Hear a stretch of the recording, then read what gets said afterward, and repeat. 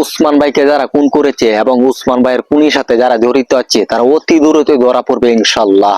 আমাদের কাছে এবং জাতির কাছে প্রকাশ্যে ঘোষণা দিয়ে গেছে যে আমি যদি দেশের জন্য মারা যাইও আপনারা অন্তত আমার বিচারটা কইরেন। এবং এর পাশাপাশি সে আরেকটা জিনিস, আরেকটা আইডিওলজি ধারণ করত। তার টোটাল আন্দোলনের ইয়ে ছিল যে তার শত্রুর জন্য যেন ইনসাফ করা হয়।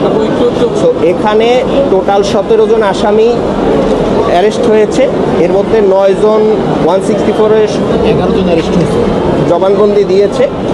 তো 11 জন টোটাল আসামি। তো 17 জন আসামির মধ্যে 11 জনে 164 দিয়েছে।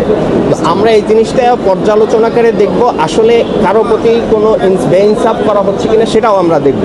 যেহেতু আমরা ওসমান হাদি এই আদর্শ বিশ্বাস করত এবং এই জন্য আমরা 2 দিনের সময় চাইছি। পক্ষকে সহায়তা করার জন্য আমরা কোর্টে অনুমোদন চেয়েছি, কোর্ট এটা মঞ্জুর করেছেন।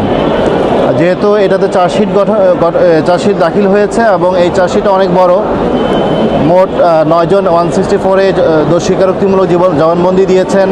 17 জন আসামি, আরও কোনো আসামি আছে কিনা, কে কী বলেছেন, কি এভিডেন্স এসেছে, সব কিছু পর্যালোচনা করে এরপরে আমরা শুনানি করতে চাই। এই জন্য আমরা কোর্টকে বলেছি যে 2 দিনের জন্য অ্যাডজমেন্ট করতে। আগামী 15 তারিখ বিজ্ঞ আদালত এই মামলাটা ধার্য করেছেন অভিযোগপত্র গ্রহণ বিষয়ক শুনানির জন্য।